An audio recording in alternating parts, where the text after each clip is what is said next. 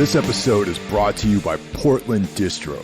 If you like underground music, movies, and more, go to portlanddistro.com for licensed merch, vinyl, CDs, and more. Plug in the discount code 10OFF, TENOFF, for a 10% discount at portlanddistro.com. Hello, everybody. The year is winding down. The holiday season is upon us, and this is the final episode of 2022. For this final episode of the year, my brother, Brandon Legion, joins us, and you will know him from the host of the HorrorWolf666 podcast. But this time around, we're going to be talking about his brand new musical project, ABRAXAS HORN. The record is out on Bandcamp. Please feel free to check it out. If you're into atmospheric synth with a dark vibe, this is for you. Before we get going, since I mentioned Brandon, we're going to give a shout out to the rest of the crew. Of course, we have Brandon on Monday with HorrorWolf666. We have Jackie Smith on Tuesday bringing you Into the Necrosphere. Wednesday is Everything Went Black. Thursday is Necro Thursday with Necromaniacs. Sunday is the Dark Lord's Day. Carl Hikara brings you Soul Knox. And if you really are interested in supporting the podcast, you can join us on Patreon. We've got a bunch of bonus material over there. We have 2 additional shows that are available only on Patreon. We have Long Shadows, which features me and Ralph Schmidt, talking about weird fiction, mostly short stories and novels, but occasionally we talk about films. We have Hollywood Babylon with Evan Hopper, and that is dedicated to movie classics, sometimes more obscure films, but we just break down some classic films and give a point of view that might not be covered by other outlets. And then there's other things that we do. We have a Friday staff pick, which could either be music related or film related or book related, that kind of thing. So pretty much every week on Friday, we have bonus material coming to you. For as little as $1 a month, you can get access to all this stuff. For $5 a month, you get early access to the regular episodes, plus the bonus material. And if you want to be a sponsor, you can join us as a sponsor for $20 a month. You get 1 ad read per month. It could be a project, a band, a business. You give us a custom ad read, and we add it to the regular stream reads. And you can choose it for 1 month or for all eternity. It's completely up to you. So now let's get into it.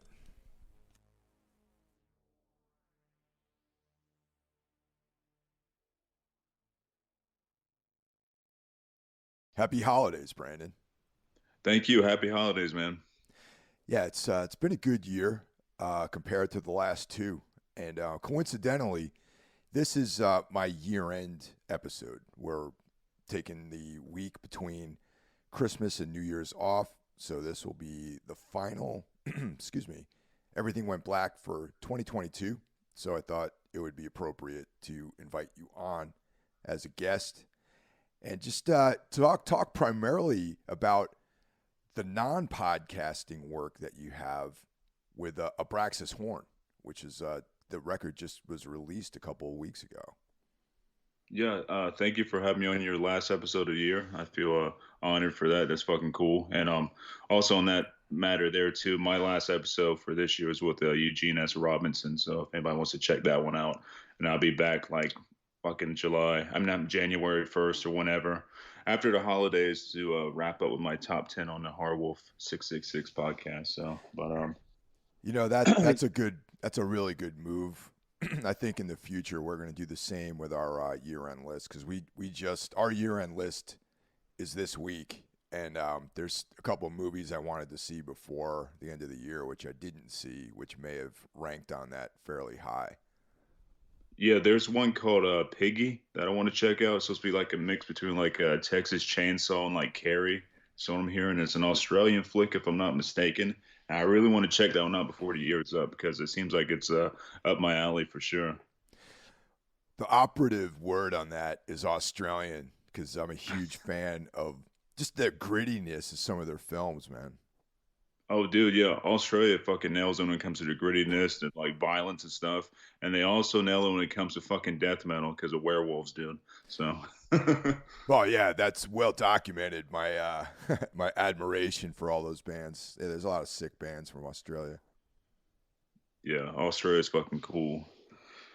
but yeah, going back to the stuff I've been doing that's non-horror. Well, I mean, it's kind of horror adjacent, I guess, especially with the Abraxas horn because a lot of that is motivated from horror. Most notably, Mandy was a big inspiration for Abraxas horn, and this is a project I've been wanting to do for years because I started off, doing guitar and vocals in my former band, Tripping the Mechanism, and we were around for a good 15 or so years, and all my time went into doing that. But in the back of my head, it's like, man, I want to do like a weird, like synth ambient type, atmospheric type thing. And I've been working on this album off and on for like a year or so, and it was cool to finally get it out there into the world and hear like some good feedback from people. I mean, I'm fucking blown away.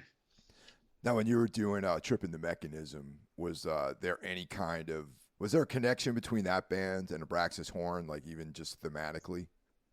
No, totally different. Being that Abraxas Horn is just me for everything and stuff. I wanted to keep the themes a little bit different. I'm kind of basing this off of, like I said, more like Mandy, Twin Peaks type vibes, stuff like that. Where Tripping the Mechanism, shit, we had songs about like Hercules, like the dark side of Hercules, not the shit that you see in the fucking Disney movie and stuff. Like Hercules are fucking tearing his family apart, stuff like that, and there was also some with Tripping the Mechanism. We did some Clyde Barker ish type stuff too. Like we had a whole record that kind of sort of revolved around Clyde Barker's Great and Secret show. So there was a horror element there, But with the Braxis horn, I want to kind of take it even further into that, horror atmosphere type thing. Yeah, thanks for sharing that with me, man. I remember I was able to check it out before it was released, and now some of the original ideas you had for Braxis Horn were used as cues for intros and stuff like that for Horror Wolf, right? Yeah, well, the first song off the album there is actually the intro to the HorrorWolf666 podcast, and I'm like, well, here's like the full version of it because like with the podcast you probably hear like 30 seconds of it or so. So I wanted to put like the full song on the album and stuff, and everything else I've kind of shared pieces and parts of like on my social media pages. Like I throw a little video together and share that, so it's kind of like everything coming together to making the album as a whole. How do you all right when you first started out because you're a guitar player, Mm-hmm. and you got all this gear, you got your guitars, you got your amps, you still own all that stuff, right? Oh hell yeah! As we speak right now, I'm sitting right next to two full stacks up against the wall, plus about four guitars and acid pedals, you name it. I got it all sitting to me right now when I do my podcast stuff. It's like all here for like positive motivation. I just look over here and like, oh yeah, that's a work of art there. you know? You ever fire that stuff up? Oh man, if I did, I would fucking get arrested because I live in a townhouse and these walls are thin. When I fire up my practice amp, which is an orange 35-watt solid state, great fucking practice amp by the way. I can only turn that thing up like a quarter of the way, if that, because I start hearing bamming on the walls and stuff. So if I was to turn on all my real shit, all my tube power stuff, man, I'd probably be going to jail. So when you decided to start doing synth, style music, what kind of gear investment did you do? Did you buy keyboards like MIDI interfaces? Like what was the transition like? Was with the gear stuff, it's pretty simple. My wife actually found me like a really badass because I was asking for this, because she's a manager at a pawn shop. So I was like, well, if you see any like cool like MIDI keyboards come through, let me know. And then she found this really nice Akai MPK Mini professional, keyboard and stuff. and I fucking love it. It's got beat pads on there and stuff. Has your keyboard and everything else. A few other little things you can fuck around with. I mean, that was like the key thing right there because that's how I, came up with the intro to the HorrorWolf666 podcast, and then started doing my writing on that. So that plus my at my Mac. I mean, that's pretty much what I use.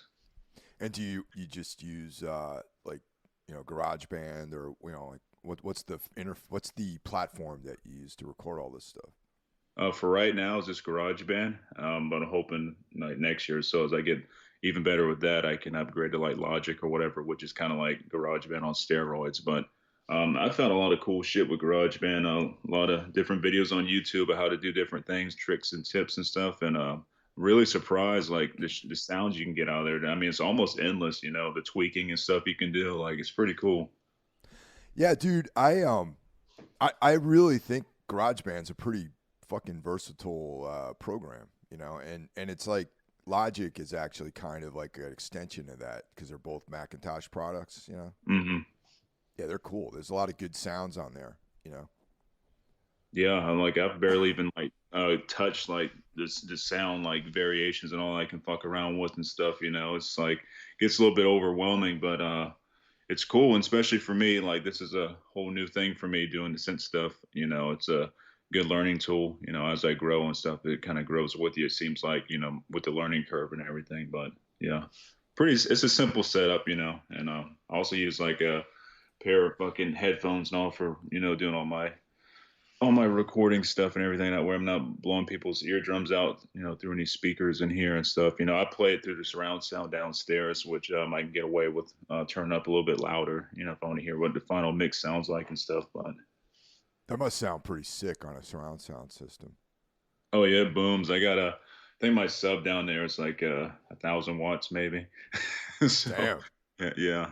I went a little crazy one Christmas for surround sound stuff. I'm like, the guy at Best Buy oversold me on some things. I was like, I'm about watts anyways. More watts the better. So going in there, it's like, oh yeah. He said you can do this one. It's just as cheap, but it's like 10,000 watts or something. Like, sure, I'll take that. You know? You ever listen to like Maniac or something like that on a surround sound system? Oh, dude, yeah, it sounds amazing, man.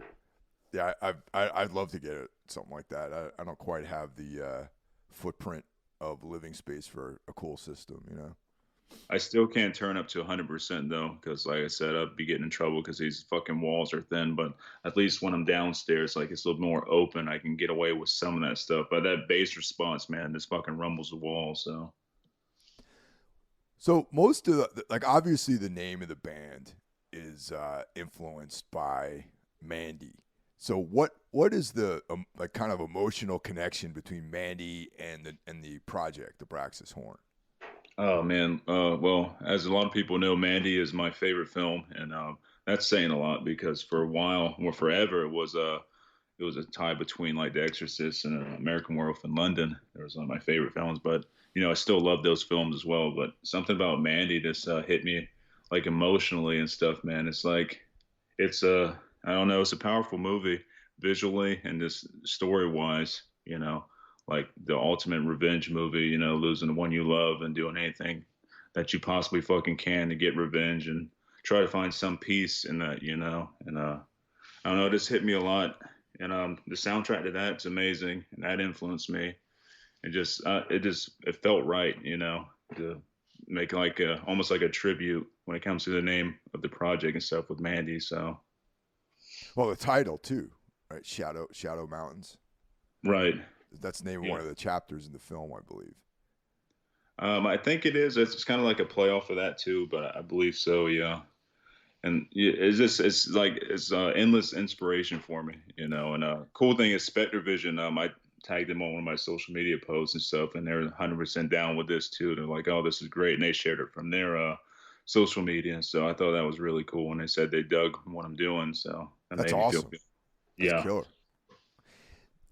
I find it interesting that synths and keyboards, the kind of marriage between like heavy like doom music and like keyboards, because they started, some of the earlier bands incorporated synth, and then it just seems like that whole strand has taken off into its own, subgenre really in some ways. Like a lot of like metal, doom metal types, those type of musicians are dabbling and then experimenting in just synthesizer only projects, but they Mhm. it still kind of maintains that gloomy atmosphere, and that's how I feel. Like Abraxas Horn, definitely I would characterize as that type of band. Yeah, and that's definitely what I'm kind of going for too. And I'm not ruling out the possibilities of throwing guitar, and that's going to be happening on the next album, of course. Like I'm not never going to get away from playing guitar and stuff, but I think I'm gonna slowly start trying to throw more of that in there too, like some fucking just nasty ass like Sun type riffs with some fucking heavy ass synth behind it. I think that'd be a really killer combo. I have tickets to see Sun this month actually. Oh, nice. That's gonna be badass. But bring your earplugs for that one. Yeah, yeah, totally, man. That's I've never seen them, believe it or not. I haven't either. I've just heard stories and stuff, and I've seen their rigs. It's fucking insane. It's you know, all these years, man. Oh shit, that show's tonight. Oh Oh my shit! god. Catching up with you. Oh fuck. Yeah. Yeah, that's fucking insane, man. Yeah, all these years I never saw them. Wow. Well, that's gonna be a hell of an experience, dude. Like, that's cool. I'm glad to know they're still out there touring and stuff and doing their thing. Yeah. But now with Mandy, that's also one of my favorite movies too, man. I don't know if I would call it my favorite, but it's like in the realm of maybe top 5. And you know, it was the year it came out, I believe that was my number 1. Hmm. And it's definitely up there in the high echelons, along with like The Thing, and The Exorcist is also a movie I'm quite fond of, and Night of the Living Dead and all that sort of stuff. And it's funny because like everyone looks back to the past as okay, that's like the heyday. Hmm. These are like the top. But since the year 2000, I feel like a lot of really cool stuff has come out. And Mandy, I put that right up there with all those movies. And the story. And what's interesting is that in any kind of fiction, there's only like a handful of storylines, really. You know Hmm. what I mean? And it's more of how you tell the story than what the actual story is sometimes. Because Mandy's like real simple. Hmm. And like a lesser filmmaker could have made that movie and it wouldn't have been as cool, nearly. You know? Yeah, I could imagine if like Blumhouse would have got a hold of like the Mandy script and been fucking horrible. Yeah, dude. Let me ask you a question, because like I generally, it's funny. Like for years, I would see Blumhouse and I was like, oh, this is horror, probably something I'm interested in. But I kind of feel like those guys swing and miss more than they hit. You know? Oh, they totally do, man. And like the early Blumhouse stuff was pretty fucking cool. Like they did Insidious. I like Insidious. A lot of people hate on Insidious. I thought Insidious was fucking great. And there's a few other Blumhouse movies they did, but as of late, like the stuff they kind of throw straight to like Amazon or Hulu has been really missed for me. I don't. I'm not even. I can't even think back to when the last good like Blumhouse movie was that really like fucking did something for me. It's been mostly all misses. Do you think it's just they're just kind of throwing stuff against the wall and seeing what hits, and they don't have somebody running the show who understands what's good or bad? That's what I think. I think there's like there's like let's produce this, produce that, produce this, and just get it out there. Not really looking for decent quality. That could be it. I don't know, but they're not really doing it for me right now. With the story in Mandy, man, the thing it's funny. You can watch that movie uh, different times, and it hits you like in different ways. Like I think the first time I watched it, I was just tripping out on the colors and the action, and then just the intensity of the movie and how over the top it was. But then you watch it 3, 4, 5, 6 times, which is something I do. I put it on like every few months, actually, just to, Mm. even if I'm not 100% paying attention to it, it's something to just have on. And one of the times I really kind of like focused on the story of loss, and just like the heartbreak aspect of the film, and the ending. Now the Hmm. ending of that movie is kind of ambiguous, don't you think? Yeah, when they're sitting in a car and like Mandy's like there, like I come what I think it's still all in his head. She's not really there, but Right. it may be there in spirit or whatever, and it's some type of like it's like it's what he thinks is it's putting stuff to an end. It's like all the revenge and all the like killing and all that stuff. It's like, all right, this is the end of it, and here's Mandy's back, or who knows, maybe Nicolas Cage dies at the end there and he's seeing Mandy in like another world or something. Well, that's kind of what I was thinking actually. Like my interpretation of the ending of that movie is, because he gets beat up pretty bad in that film. Yeah. Like there's a lot of trauma, a lot of blunt force trauma to him, and he's fucking smashed up at the end of that movie. And I think that he actually dies, and that's his passageway into the a different realm, and that's where he's like reunited with her, and because you see this landscape with like two suns and all that sort of stuff. Yeah, so badass looking. Like all the fucking like all the visuals are really killer. But yeah, that last visual there with the two suns is so fucking epic, man. And that's like the world that they would, because she's obviously really heavily into like fantasy and like sword and sorcery, dark fantasy kind of stuff. And if that was to be a place to spend eternity together in, that would be the kind of place that I think Mandy would have created to, for Red to join her in. Oh yeah, totally. And yeah, I definitely think that that could be one of the possibilities there, that he did die and stuff like. But I like how they kind of play on that and kind of leave it up to you to decide. It's not just like given to you. That's like one of my favorite things about these films. It's horror in general. I mean, you and I are huge fans, but it's the same evolution, I feel like, with certain forms of like metal. Where it's real primitive at first, and then over the decades, it's evolved into this very creative, platform for people to tell their stories. And both I'm talking about both metal and horror. You know, Hmm.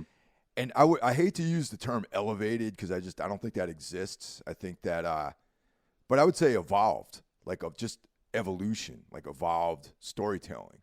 Right. And like a film like Mandy is like just a great movie. That is a horror film. You know. Yeah, and it shows the possibilities of what horror can be. Like you said, it's the evolution of like the horror genre. Even there's a lot of sci-fi in Mandy too, kind of sort of, with visuals and everything. So it just shows the like evolution of that, and what it can be, and like and kind of like ups the ante on stuff with people. Like, all right, let's make some better fucking films. Like inspires. Well, hopefully inspires, but from what I'm seeing from Blumhouse, is not inspiring. But that's a whole different story. yeah. You know? Yeah, dude, they just turned the crank, man. And I kind of feel like Spectre Vision is one of the top of the food chain production houses these days. Oh yeah, they totally are, because the shit they put out, man, is like top notch, and it's not like they're putting stuff out every single year either. They're like, it's all curated and stuff. It's stuff they want to see out there, and it's always usually really artistic, and it's something different. It's never going to be the same shit you see like the streaming on like Amazon every other day. It's gonna be something unique. I mean, look at the Greasy Strangler and stuff like that. I mean, or you're not gonna see Blumhouse or any like big fucking, or Lionsgate do like the Greasy Strangler. Fucking movie's bizarre and amazing, but Yeah, and also it's Spectre Vision too. You won't see like that, like the 19th Halloween remake appear. It'll be some sort of unique niche kind of thing, like a very original story. Because like there's none of their films have any real similarities to one another, except the fact that they're creative and they're taking the stories in a different direction. I mean, even the most I would say traditional film, is the Maniac remake. Yet that one is a totally unique, vision for that story. And Mhm. one of the only remakes that I actually like is the Maniac remake. Oh, dude, I love that movie. It's great. Elijah Wood kills it, and like he's playing such an odd role for him. It's Elijah Wood. You don't see him, playing a fucking serial killer, but man, does he fucking play it well. It's like the three like creepiest, like handsome guys, I would say, is Elijah Wood, uh, Peter Sarsgaard, Hmm. and Evan Peters. It's like they just look like such weirdos, you know? Yeah, totally. And they're all badasses in their own right too. And the roles they have to play and stuff are so kind of out of the ordinary for somebody like that, but they always fucking nail it, you know? Like in Barbarian, when Sarsgaard shows up on screen, you're just like, all right, this is the killer. This guy's like up to no good. Look at his eyes. I don't trust him. You know what I mean? Yeah. And I forgot what podcast I was listening to, but they were talking about Barbarian, and I forgot. I think it might have been Evolution of Horror, and they were joking around, but one of the co-hosts was like, I still think that Peter Skarsgård's the killer. Like Yeah, 'cause he's so fucking creepy, man. Like, yeah, I tell you what, I don't know if you ever. I'm pretty sure you watched this when it was out, and I wish they fucking continued on with it. But you remember Castle Rock? yeah, dude. I thought Castle Rock was all right. Yeah, I loved it, man. I thought it was good, and it was only getting better, and then he fucking stopped it, you know. But Skarsgård stuff in there playing like that creepy, like we really didn't know what the hell he was because they stopped the goddamn series. But he had like he was like some creepy like wizard type thing, or maybe some like old god or something, you know. He was just super creepy, man, and that really won me over on him. I was like, oh, this guy can act. He's great. Yeah, I was hoping that they would finish that storyline, man. Yeah, and it just stopped. I think 2019 was like the end of it and stuff. And I was like, you have something here. This is great. You know, it's moody, it's dark, it's a lot of really good fucking dialogue and stuff. Like, I don't know why I didn't go farther, but yeah, Bill Skarsgård and that was cool. He even made a good It. He is no Oh, Tim Curry. He's no Tim Curry now, but from what he did, I mean, he did a pretty fucking good job. He had, big shoes to fill there. I totally whiffed on his name. It's Bill Skarsgård. Sorry about Yeah. that. Yeah. Oh, did I say something different? I make sure I'm No, right on I said Peter, which is like Oh, a totally different guy. Yeah. that might be a brother or something. There's a bunch of Skarsgårds, so. Actually, there's like a couple of series out there that were never concluded that really, really bum me out. That I don't know how the stories end. Obviously, we're talking about Archive 81, Oh, yeah. Castle Rock, and the Hannibal series. Hmm. You ever check out Hannibal, the Oh, series? dude, hell yes. That's like one of my fucking favorites, and another disappointment that it fucking ended. Dude, I remember getting into it. Like, Rue Morgue wrote a piece about it, and I was like, at the time I didn't have like television. You know what I mean? I just had like Netflix, and I'd watch DVDs and stuff because this is going back a bunch of years. Hmm. And so I'm reading this article about it in Rue Morgue, and I'm like, damn, this sounds really, really cool. So, I ended up renting the season, from like a video store. Back then, there was a video store in Greenpoint called Photoplay that had every type of movie. They had like Martyrs, like all these French extreme films, like all that stuff. Hmm. And then, literally weeks after that article came out, they canceled it and then I realized I'm like, oh yeah, this was on like NBC, a mainstream network.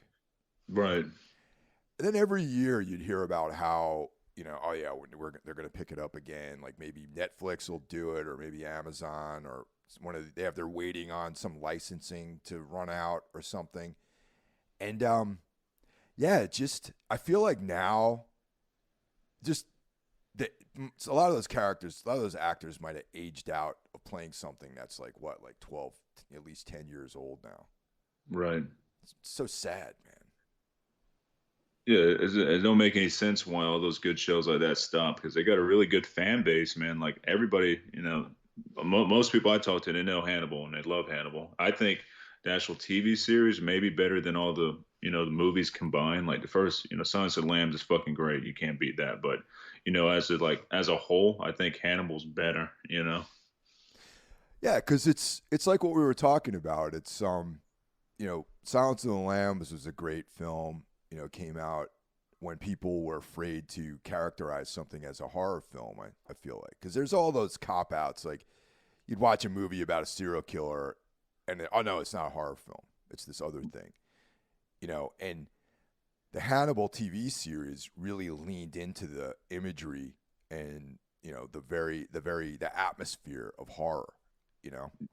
Oh yeah, totally, man. Some of those scenes, like the use of like the color red and everything like that, like it's a pretty ass fucking TV show. It's just fucking eye catching as hell, and it's so fucking dark.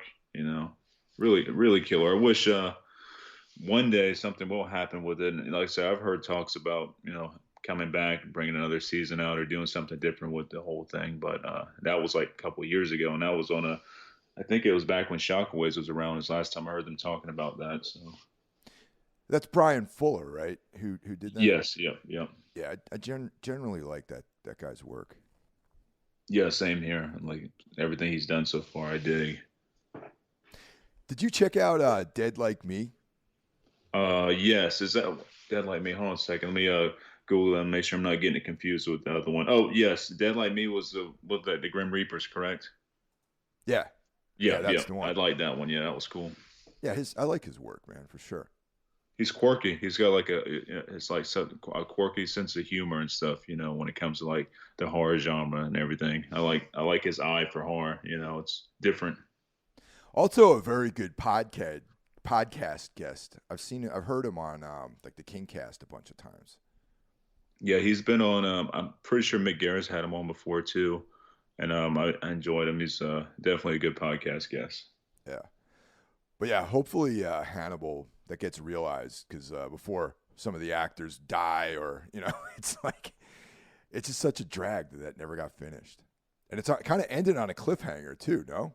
Yeah, it did. And it needs to like evolve more. I need to see what's going on, man. Like I hate like it seems like all the shows I like they cancel after the first or second season. I don't understand. I'm like these are good shows. I don't. What are you people thinking? Yeah, and even Archive 81 ended on like kind of a hit cliffhanger. What are you supposed to do with that? You know? Yeah, unless you go and listen to all the different, the actual audio drama, which audio drama is a good bit different than what the series was, especially as the audio drama goes on in like their second, third season, it gets insane, man, like the stuff that goes on with that. So I was really want to see how they're going to put some of this to film, then they get the notification, oh, it's canceled. I'm like, damn. And it was popular too. Yeah, a lot of people like that. It was like trending number one forever on the Netflix trending thing, and I don't know what happened with that. Why they pulled the plug on it? Don't know. I remember when it came out. I thought I was like on some obscure like shit when it came out. I'm like, oh yeah, I found this show. I was trying to tell people about it, and I was like, yeah, there's this show that's really cool. It's like cosmic horror, like kind of like weird fiction. It's called Archive 81. Meanwhile, while I'm trying to lay this on people, it's like trending number one. And I was like, yeah, I know, we know about that, Mike. You're not like this fucking, explorer into the, recesses of the unknown. It's harder to do that, man, because I'm the same type of person. Like, oh, dude, you gotta check this show out. Then, like, because everybody has like, there's so many streaming services now. It's bound to be on one of these streaming services, and there's all these ways of getting information now. So it's like you break it to somebody. Oh yeah, I'm already watching that. I'm like, damn. Well, never mind then. We'll keep watching it. So I'm assuming you caught Terrifier 2, right? Oh hell yeah, dude, loved it. Yeah. That was another thing to step up between the first one and the second one, as far as just like an accomplishment in the storytelling, man. Like Damien Leone, like, man, I like the first Terrifier, but it was just kind of like, okay, here it is, a lot of extreme violence, Art the Clown. Okay, I get it. It's like an updated, slasher character. So going into the second one, I was like, yeah, it's probably going to be cool, but Mhm.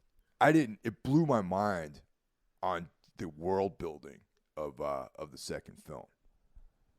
Oh yeah, totally, and it's massive too. Like compared to the first film, like you said, the first film's very straightforward. Like a lot of cool kills. Not a lot of background on art. But like with the second one, dude, it's fucking huge. And also Damien Leone is a native New Yorker, Long Island guy. So I have to give him his propers for that too. You know, I always like to see dudes from the tri-state area succeeding. You know. Yeah, totally. I've been trying to get him as a guest for a while on the podcast. I'm not sure if he does too many podcasts from what I've heard, but I'm trying to get him, and hopefully next year I can talk with him. That'd be really cool. But yeah, he does great work. I mean, I can't wait till the third one comes out now because that's going to happen, and it's probably going to be a couple of years, but it'll be worth the wait for sure if it's anything as good as the second one was. I mean, he seemed like a pretty approachable guy because I was at last year at Chiller. It's interesting because there was a big wave last October for the movie, and I was thinking to myself, I was like, when's this going to come out for this Halloween? But it came out like a year later. It was interesting how they did that. I wonder if they were planning on releasing it last year. I think they were. I think it was waiting on some financial things to go through because remember, Terrifier 2 was all like GoFundMe type stuff. Right. So I think they were waiting on things, and the way people kept bugging him, like, when's Terrifier 2 coming out? And he would post like, I'm still working on doing the last things here or there. If you want a quality product, you just got to kind of wait a little bit, So I think the combination between that and probably getting all the funds together. Yeah, I already pre-ordered the Blu-ray for it. Oh yeah, same here. Yeah, I keep checking my Amazon to see when it's coming because I pre-ordered through Amazon like 3 months ago now or something. So Yeah. I still haven't said anything about when it's shipping out or anything like that. But it'd be worth the wait when it gets here and be a cool little surprise. Stuff like that, like I said, I very much support the DIY nature of pretty much everything, and sometimes I feel like that aesthetic is lost on people who, like your actual regular, normal, run-of-the-mill, everyday fan, not somebody who, has played in bands or tried to do things themselves. Like you and I, come from a world where a lot of it is endless hours into projects, and sometimes you don't see anything in the return for that. So there's like this intensity that people like Damien Leone have that I really appreciate. I mean, Terrifier, the first one was, marginally successful for what it was. And just his, how am I going to say this? Like, just his intention of making such a grand scale second film with no real, like, it's not like some big studio gave him a lump of money to work with. It's all fan generated. I'm sure a lot of it is some of his own resources, and then just hours and hours and hours of non-billable hours put into maybe editing and working on the score and all that kind of stuff, man. And so that's why when the pre-order went up, I immediately put my money down on it because I'm like, I want to see like more from this guy. I want to support him, Oh yeah, 100% full support for the DIY stuff. He has like a metal attitude when it comes to film, and I like that. Just getting out there, being aggressive, like no holds barred type stuff. And it's not like the crap you see like when some of these big giant movies that come out they call horror movies. The ones go through the theaters and stuff. And one in particular I didn't really like that just came out. A lot of people like it. I did not like it all. Was Smile. Oh I yeah. tried. Yeah. But I'm like, I don't get it, man. I don't know what the popular opinion on this is so high. I don't get it. When I saw it's funny. I saw the trailer for Smile at Terrifier 2. When I saw it, I saw it in the theater. I went down. It's funny because like when Terrifier 2 came out, I was like, all right, this is a must see in a movie theater. And then I, kind of things got busy for me for a couple weeks. And so I'm like, oh man, it's not showing anywhere now because I live right by an AMC, and then there's another AMC that's down in the next town over that's maybe 20 minutes away. So I was like, oh, I got to go here. So I bought my tickets. There's one showing that week. Go to the theater. The trailer for Smile is part of the trailer onslaught before the movie starts, and I was thinking to myself, oh man, I'm like, this movie looks like such a piece of shit, man. And I was like, what motherfuckers are running out of ideas. I'm like, this is your idea. Meanwhile, you got guys like Damien Leone creating all this awesome stuff. You got, Panos Cosmatos making masterpieces, like his entries into Cabinet of Curiosities and Oh hell yeah. Mandy and Beyond the Black Rainbow. And I'm like, and this is what this guy came up with, you know? It's so bad. If you want to see a good Smile, go watch It Follows. It Follows fucking destroys Smile, in Dude, my opinion. It does the same type of thing, same, almost like the same storyline. Just a little bit different, but It Follows is way better. it's I was feeling the same thing, man. When I was watching it, I'm like, this motherfucker probably doesn't even know it, or maybe he does. And I'm like, you know what? I'm gonna carbon copy this plot and put my own twist on it and make a franchise out of it and see where it goes. And people liked it though. Oh, they loved it. I was hearing like people I look up to when it comes to like getting horror reviews and like just raving about it, and I'm like, I don't know what's going on here, but this is not good. you know? Yeah, totally, man. And with It Follows, there was never any plan on sequels or anything, and that's what I really appreciate about a movie like that, where they just, all right, here's the story, here's the beginning, here's the end, and we respect the audience too much to start milking this thing for a quick buck. Right, and that is definitely the plan for Smile. There's going to be multiple sequels from what I'm hearing. So, I can see the whole like merchandise line, like yeah. But like going back to It Follows, like man, it just blows out the water. It was so much darker and it's more gritty and it's better in every way. That's the way you do that type of movie, I guess. If you want something that's following you around the whole movie, like sharing a curse with you, do it like It Follows does. That's perfect, and leave it at that. Leave it as It Follows. the thing that It Follows also did that was really cool when they subtly mess with you about what time it's actually happening in, like what era, because Right. It Follows felt like the 80s or something, right? Or some other earlier time, like a few years ago, like maybe the early 90s or something. And Yeah. Yeah. Definitely. and then one of the characters pulls out like some kind of mobile device, and it just kind of blows away. Like it adds this added weirdness to it. Yeah, it almost makes it feel like, oh, is this another dimension? Yeah, Similar to ours. Like, what is this? yeah, definitely, man. I know Possessor kind of does that too. That Cronenberg film, the Brandon Cronenberg film. Oh yeah, great film by the way. Yes. Yeah, that was on the top of our one of my lists too. And Yeah, that last year I think it was maybe. yeah, yeah, and apparently he has another film coming out. Oh yeah, I can't remember the name of it, but I've been seeing like bits and pieces of some write ups about it, and I'm like, yep, I can't wait till this comes out. It's probably most likely gonna be great. So.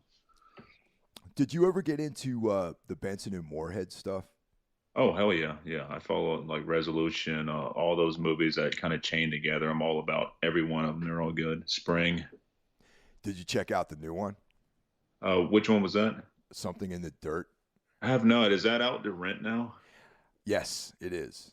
Okay, I need to You watch that can. before my year-end wrap-up then. Yeah, it's definitely. I'm interested to hear what you think about it. I saw Rennie and I actually saw it in a theater down in Philadelphia at the Philly Film Fest, and Mhm. I was like, hell yeah, count me in. Watching it in a theater, man, it was great. And I felt like the people that attended it were also fans too, because there was a curator who came out. He's like, how many people are Benson and Moorhead fans? And I would say a good 75% of the crowd like clapped their hands, like they're familiar with the guy's work and everything. Mhm. Yeah, they don't do any wrong in my book, and I know they did some things with the Moon. Was it Moon Knight that was on Disney?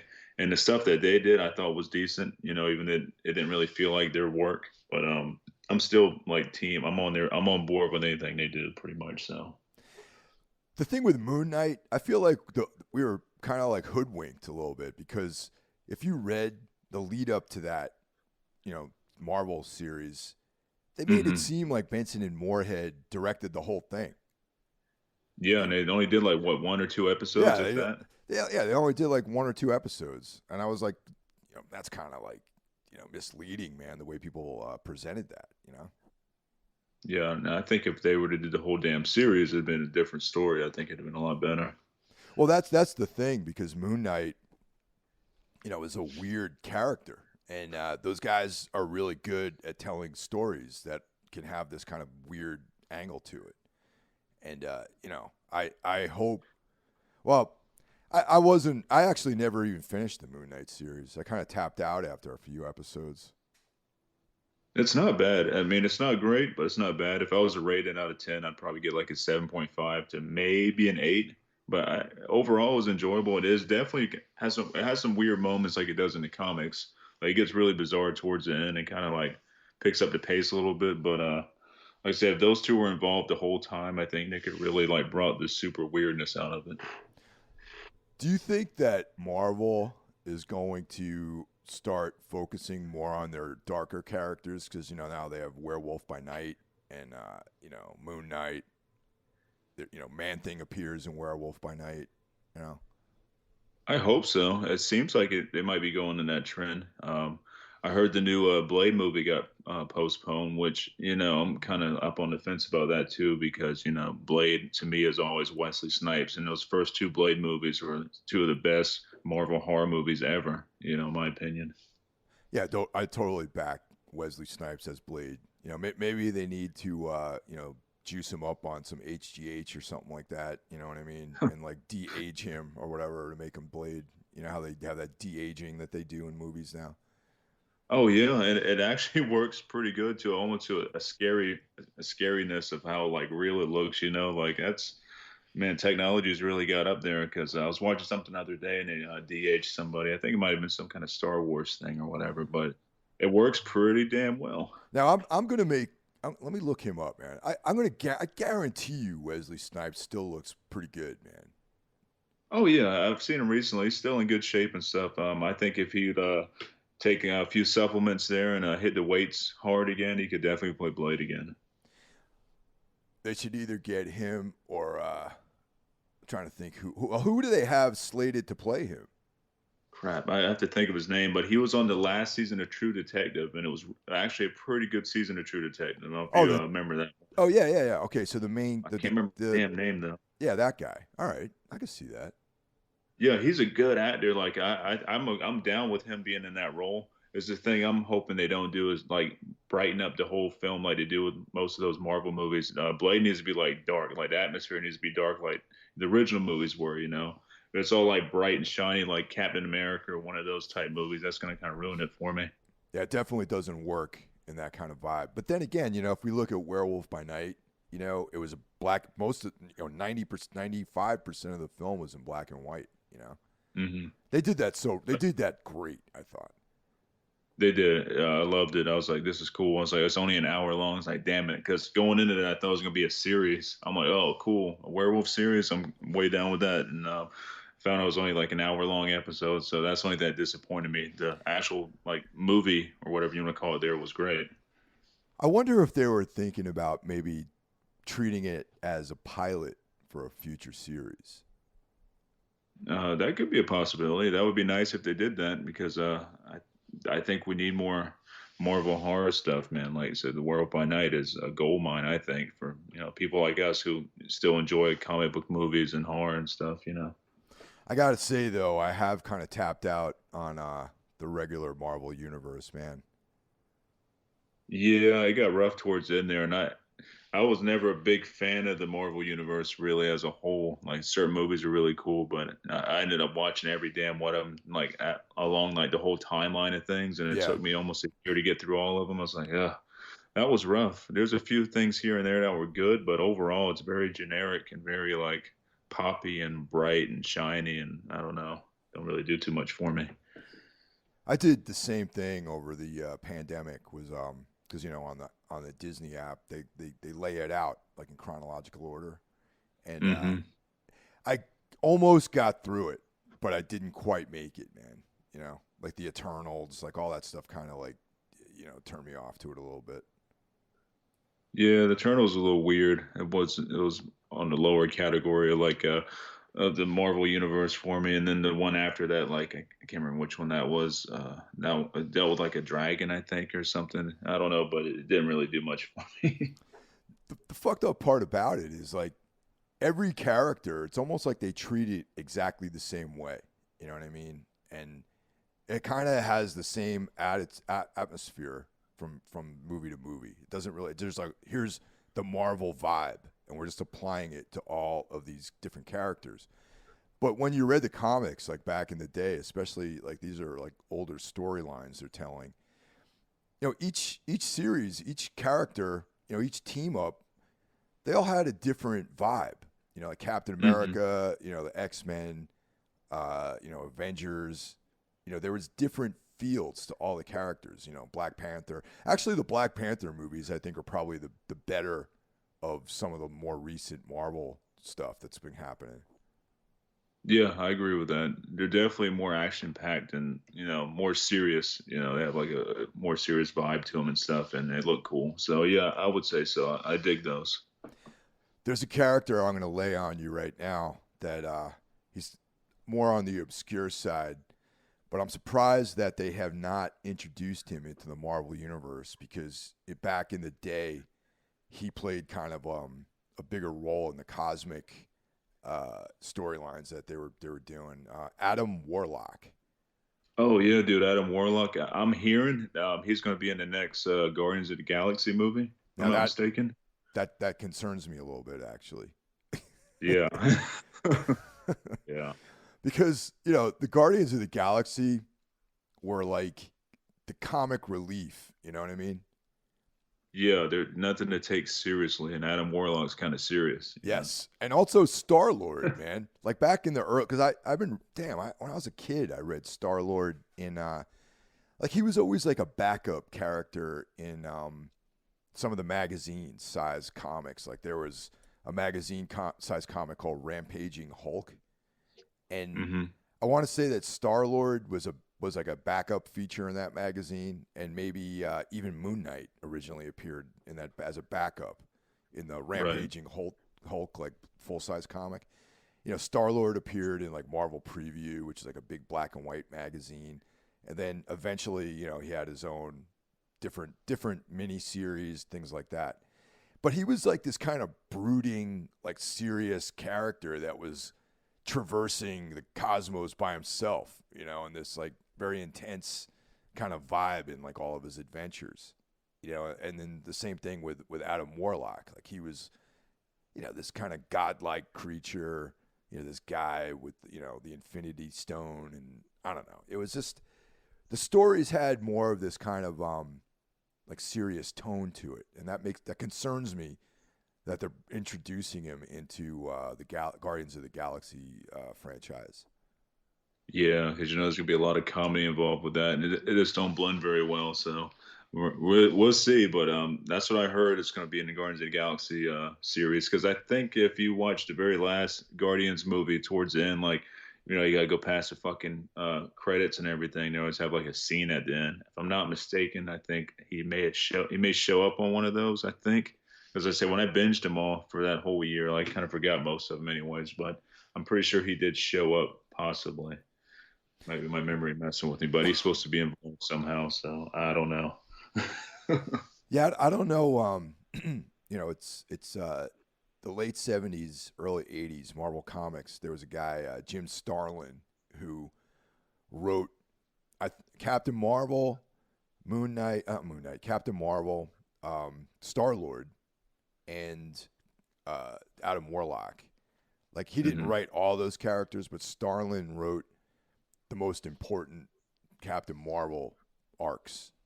And if you haven't checked those out, man, you could probably find those like online or on trades or something pretty cheap these days. You know, something to check out for sure. Yeah, I have to keep an eye on that. I was doing Comixology for a while, but they changed up their format, and it makes it super hard to find any damn thing on the app, which sucks because it's cool to read. I read those on my Kindle Fire, Yeah. and it looks fucking great, man. It's like a 10-inch tablet, so easy reading, and it's like almost the same size as a comic book, but I can zoom in on things or whatever, and like really appreciate the artwork. But Comixology was cool, and it's only like $6 a month, but they did change the format up, and it kind of messed things up when it comes to trying to find cool things to read. That's a bummer, man. I never tried doing that, but a lot of people are telling me because I have a Kindle the Kindle app on my iPad, and that's how I read a lot of books these days too. Yeah, that's all me there, man, because I have really shitty lighting in this place and my eyes aren't as good as they used to be. So it's nice to be like have it blown up a little bit, like, oh cool. And it's a lot easier to read off my Kindle, you know. Yeah, I just I had a series of very long flights recently when I went out to Oh Germany, yeah. and I brought a book and my iPad, but one of the flights was an overnight, so the lights were off in the plane and everyone was like trying to. I can't sleep on a plane, so I was like staying up all night just reading, and definitely you don't even need any light to read on a Kindle because I have like the black background with the white print, Hmm. and it's really good. It's really easy on your eyes, and you can read in the dark basically. It's cool. Yeah, I think they're great, man. Like I highly recommend those. I still buy books too. I still have books, but when I'm actually reading, I don't want to mess up a copy of that book I just bought. It's all about the Kindle, for ease of use. Yeah, I check out new writers on Kindle first because sometimes even a lot of the more obscure stuff like newer people, they'll some of the stuff I read is self published, so you can find their stuff on Kindle for like $1.99 or something. Hmm. So just to check it out, and if it's something I like, and I continue reading that author, like some of their later material, I'll pick up as a hard copy.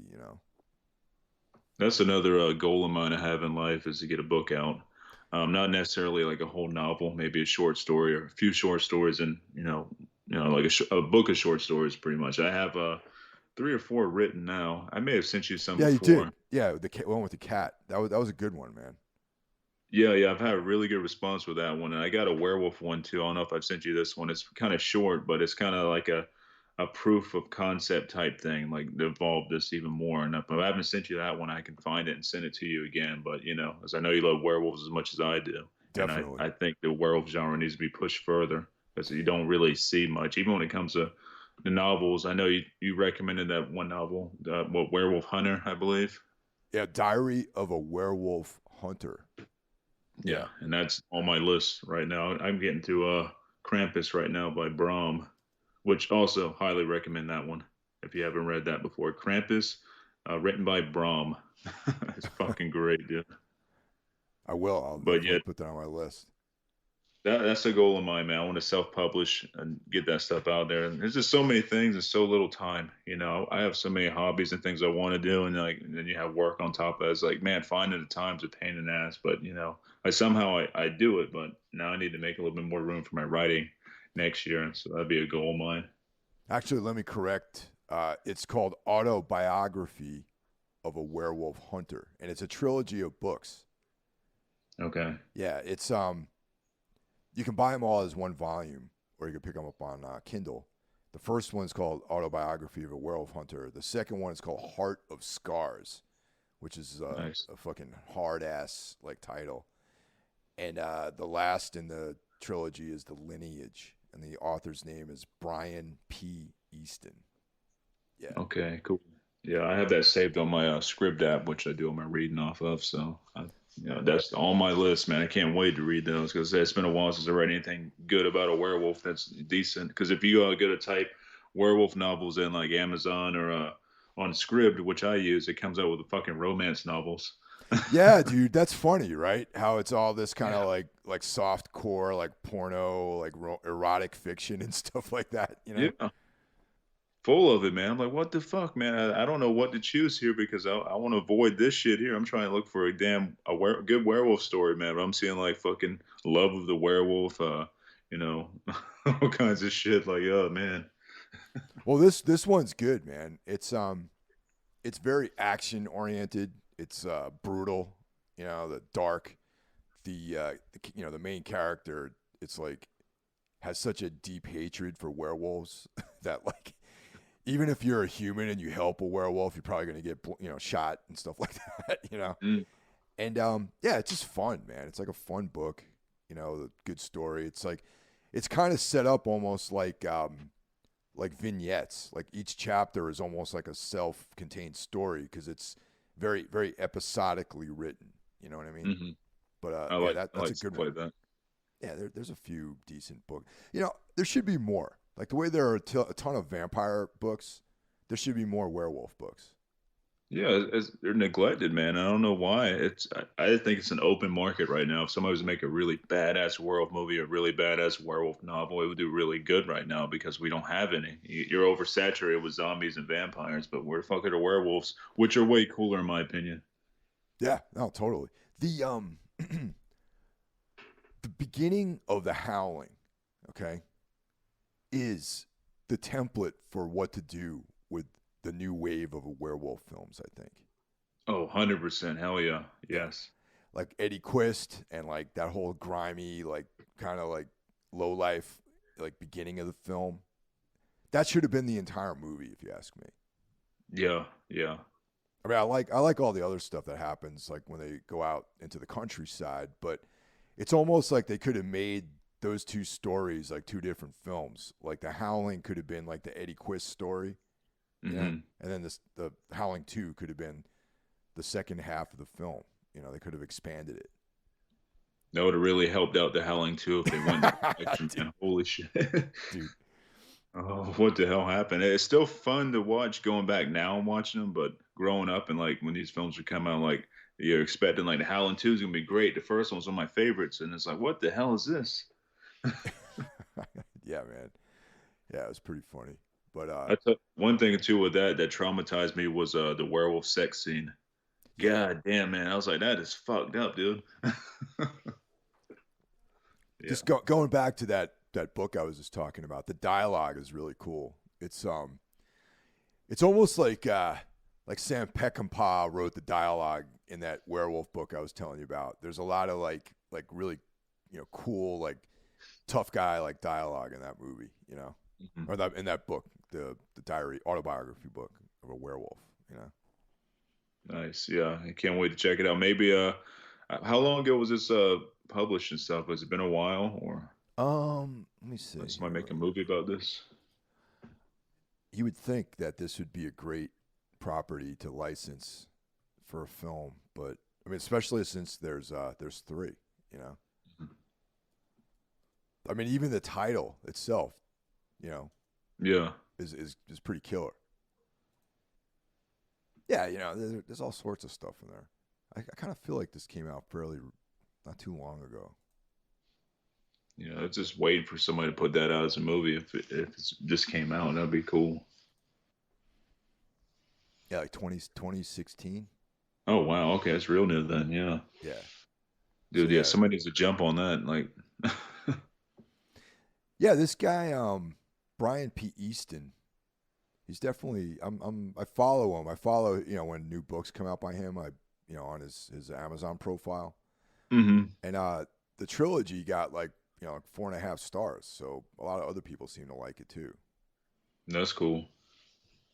Could you imagine if Panos Cosmatos did a werewolf movie? Dude, Man, holy shit. that would be the move, though, man. He's got the look of his films. That's the way, like, that's the way the first kind of scene from The Howling looked like. It had those like fucking reds and that really grimy, nasty look to it. Like that's Panos right there, man. If he was to do that for a whole like new werewolf film, man, I think it would kill. So apparently, there's that first trilogy, and then and Brian Easton has other stuff that's expanding on the universe. There's the Winter Fox journals, which are for kind of pushing the storyline further. So it's like, Nice. so he's committed. He's committed to this story, and hopefully some cool filmmaker out there just checks this out, and he's like, you know what, this is like a great series we can do. No, that would be cool, man. Yeah. Now I'm super excited to get into these, especially with the expanded universe you're telling me here. So that's really cool. So you were saying that you weren't really into Marvel. Did you read DC comics? Vertigo, like that kind of stuff. Vertigo, DC. I did read some Marvel growing up and stuff. It was more like Ghost Rider comics and a lot of X-Men, mostly Wolverine, but I really went towards like the Ghost Rider stuff. That was my thing. And also the Venom stuff, like when they were all the symbiotes came down and stuff. I can't remember what they called it. It was like Venom Bloodlines or something. Came out in Yeah, the 90s. You remember that one? yeah, that was great. I Oh, really that like was that. super cool. Yeah, the Ghost Rider. The was it the Midnight Suns when it was printed on the paper was black too. Do you remember that? Yeah, I believe so. I remember there's a villain he fought. His name was Skinner, Yeah, and it did fucking take people's skin. I remember him like killing a whole fucking family and stuff. Super brutal. And this was like in the mid '90s, I think. yeah, that was So a good era for Ghost Rider for sure.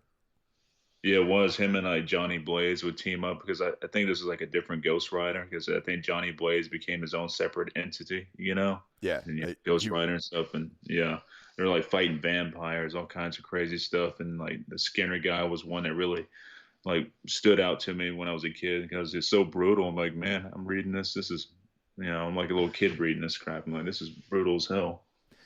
the the Vertigo line with DC I thought was really some of the best comics that I've ever read, man. You know, like Swamp Thing, Sandman, you know, all that sort of stuff. Yeah, I didn't get into Sandman when I was younger. I didn't get into Sandman until I got a little bit older and stuff. And I was like, man, this is really cool. I wish I would have got into it sooner. But yeah, those are really dark, real dark, man. More horror than anything. Yeah, Hellblazer, you know, Constantine, like that. Shade the Changing Man, Animal Man, Doom Patrol, like so much good stuff that came out during that era. Yeah, totally. They should really focus in more on that stuff with the new comic movies coming out. I know DC's got a lot of shit that's not really working for them with their movies. So I'm like, there's some really horrible ones. Like, why can't you do some of these horror things that you had? And like these properties are sitting there waiting on you. Yeah, they really dropped the ball, man. It's like I don't know, man. Maybe I don't know what happened with the DC films, but I mean, you know, some of their standalone things are great, like the Batman movie that came out this year. Oh hell yeah. You know, Joker, that was great, but they're not really connected into the continuum of their other films. They're standalone stories, you know. Yeah, they're all over the place. And I heard the new Flash movie's finally canceled because that one dude got in a bunch of trouble. The guy that was playing the Flash got in a whole bunch of like trouble with the law and everything. What So like what you can't get. exactly did that guy do? I think he got in trouble for like stalking and trying to kidnap somebody, if I'm not mistaken. There's some drugs involved there, a lot Oh of things, man, man. It's his own movie. He's gonna just make a movie about him. I think his name's like Ezra Miller or something. I Kid, think. kidnapping, damn. Yeah. Yeah, all over the place. And that's the Flash for you, I guess, right? Jeez. Fuck. Yeah. So let's circle back to Abraxas Horn, man. Yeah. Yeah. So the record's done. It's available. Where can people pick it up? Well, it's on Bandcamp, which is preferred usually because it usually has a bit higher quality on there. But it's also on Apple, it's on Spotify, it's on Tidal. It's pretty much everywhere you can get music from. It's even on YouTube because I went through, I used DistroKid. I'm used to using like CD Baby and stuff for tripping the mechanism, but I went with DistroKid from some, people telling me how good it is. And yeah, it worked out great. I'm on a ton of stuff now. So all you got to do is kind of like, Google ABRAXAS Horn and Shadow Mountains, and it should pull up on any app that you follow, anything you stream your music off of. It's there. So For any aspiring, musicians out there and bands, and myself included, because I'm interested. How does the whole process with DistroKid work? oh man, it's pretty easy because I'm a person that gets frustrated very fast with dumb shit. So this is really, really straightforward, man. You log in, you make your regular profile, you put your information in and stuff, and then you go and upload each track. It's all on one page. You upload this track, make sure you got your title on there and stuff, and super straightforward. That gets uploaded. Upload your next track, next track. Once you're done with all that, they do everything else. You don't have to go back to that page or nothing. Like, all right, give us 3 or 4 days. We'll make sure it gets on everything. We'll send you email back when everything's good to go, and you're done. And you can go back and check out their page for like stats and everything. There's a few different things you can do. There's like a premium version, a regular version. I just have like the regular version. It's like $30 a year, but I think that's pretty reasonable for what they do for you. That's dirt cheap, man. Yeah, yeah. And so far I'm really happy. I'm everywhere. There's stuff I've never even heard of before they put you on, but more exposure the better. So That rules, man. I was thinking it was only a matter of time before someone did something like this, came up with this type of service. You know. Yeah, they do all the hard work for you. You don't have to like go to fucking every site and upload your own stuff, which takes days sometimes. It's like one stop shop, man. Done in like maybe it took me 20 minutes to get all this stuff done. As long as you got decent internet speed, like don't take no time. Are you going to do vinyl or anything like that? No physical releases now, unless I get like a bunch of people asking for them. But I'm just kind of keeping it low key, digital right now. If I do anything, it'd probably be like CDs. Definitely not going into vinyl route, just because things are so backed up right now with vinyl still, from what I hear, and it gets pretty expensive doing vinyls. We did a lot of vinyl stuff with Tripping the Mechanism and stuff, and it was kind of a pain. And then they're cool as hell. I love vinyls, but they become a pain in the ass sometimes. Yeah, if you did it now, the record would probably come out in like 2025 or something like that. Yeah. So we're just going to keep it digital for now. I might eventually do CDs maybe sometime next year. We'll see. I'm just playing it by ear. So I heard people are buying CDs again, believe it or not. that's what I'm hearing too. Like when I know when we're doing Tripping the Mechanism, man, we're mostly selling vinyls, and I nobody's buying CDs, but it seems to be the reverse now. Like I'm hearing people are actually buying CDs again. So I guess that's cool. I wonder if it's like a cost thing because you can, a lot of people want to own, especially in, our scene. People want a physical copy, and Right. maybe it's a cost thing because CDs are definitely cheaper than vinyl. Oh yeah, big time. Cheaper to buy and cheaper to make. That's for sure. Yeah. What about merch, T-shirts, anything like that?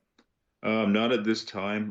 We'll see what next year brings. I might throw a couple T-shirts out there, but like I said, I'm just keeping it real low key for now. But if anything does come up, everybody will definitely know. If I do like a cool shirt design, because I have a really good friend who did my artwork for the HorrorWolf666 podcast. The werewolf design and stuff. He's a badass. Who's also a musician, and he'd probably be definitely somebody I would look into to do my artwork for me if I did something like that. So. I can visualize a sick like long sleeve, you know what I mean, with like the logo and like maybe some like sick like satanic shit like on the sleeves and stuff. Yeah, that would be cool. Yeah, definitely. And I would probably actually use that design I did for the album because I designed all that myself. Some photo art type stuff, and I think that design there on a long sleeve looked pretty cool. I think. Yeah, I'm down with that totally. Yeah. Yeah. So who knows what next year might bring? We'll see and stuff. But I want to keep evolving the project and stuff like that, and throwing stuff out there. And I'm probably gonna start working on the second record next year. So, well, I know I will. Shit, I got a whole year. I definitely should be working on that next record next year. So, That's awesome, man. yeah. Well, Brandon, thanks a lot, man. Thanks for your time, and have a great holiday. Merry Christmas. You too, man. I appreciate having me on here and stuff, and all the inspiration. Like, thank you so much, man, because you inspired the hell out of me. Oh, So, thank you, man. Thanks. I appreciate that. yeah, and you have yourself a good holiday, and we'll talk again soon. Take care now. Later.